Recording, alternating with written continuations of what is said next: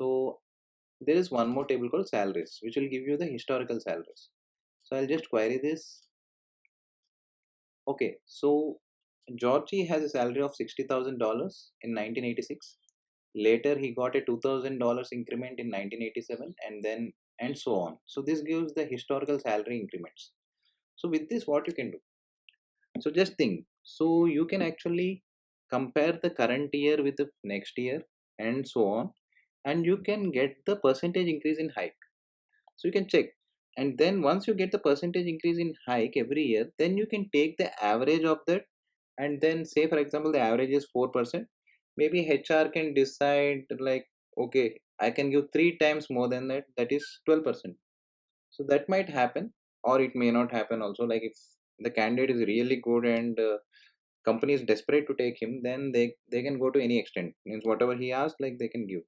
But this is just a fake scenario, just to make you understand like how to solve the problem statement and how you should analyze. So now I have this data, so I'll close this grid once again. So what I'm doing, so basically I'm joining the salaries table with the employees table on employee number. So this is just a basic join, inner join, so you'll get all the employee details as well as salary details. So I just want to analyze on employee number 10001, as I already discussed. So what I'm doing, I'm just concatenating first name and last name. So this, anyway, we need the name, right? So that's why I'm concatenating the first name and last. Then I also need the so I'll just query here. So I also need the from date and to date and salary also, right? Because I need to understand, okay, within what period what is his hike.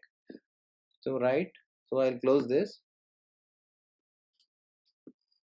So I'm selecting from date to date salary, and now I need to make sure, like since you are comparing the current month with the, sorry, current year with the next year, you need to make sure like you assign a row number to it, like partitioning by employee number and order by the date.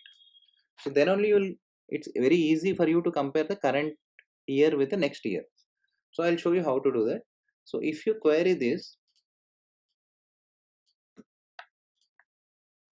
so basically, so since I have given partition by employee number, so for each employee it will actually assign a row number based on the date, from date.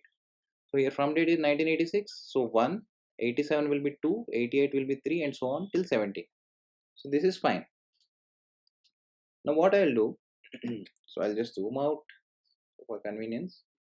I'll just close this. So now what I'm doing, so basically I got the data. So one thing we can do here, one thing we can observe here is, so since you have 1, 2, 3, 4, 5, 6, etc. So if you can do a self join and compare 1 with 2, 2 with 3, 3 with 4, then our problem statement will be solved easily, right? So if I join 1 with 2, how can I do that? So if I add 1 to this, then it will be automatically joined. It will be 2, right? Like if 1 plus 1 will be 2, 2 plus 1 will be 3, 3 plus 1 will be 4. In this way, I can join the current year record with the next year record. So that's what I have done here. So if you see here, so I'm doing it. So basically I created a with clause here with temp. This is an inline view. So temp A inner join temp B. So I'm doing a self join here. And then what I'm doing basically on Rn is equal to Rn plus 1. So basically the next record. So that's what I'm doing. So now I'm pulling the current month record date as well as the current year record date as well as the next year record date. Same way, current year salary, next year salary. So the difference I'm finding here just to identify the increase. Same way, I want to know the percentage of hike. So current year salary minus next year salary divided by current year salary. This will give you the percentage of hike. So now if you run this entire query, see, this is very easy, right, to understand. So basically, Georgie, in the period of 1986 to 1987, his increase is $2,000, like close to $2,000, and percentage of hike is 3%. And the next year he got 6% hike, and then it's very less, like 0.7. Maybe the company's performance or his performance might be bad. Then 0.5%, then 5.7, and so on. So on an average, like he's getting around 3 to 4% hike. So with this data, so you can use any front-end tool like Python or Tableau or Power BI, and then you can plot the graphs. Basically you can plot a graph which shows his trend. So line that there is a trend line where it shows like, okay, how his hike is varying over period. Or else you can actually compare his last 5 years hike, or last 10 years hike, or last 2 years hike. So you can do anything, you can play around with this data.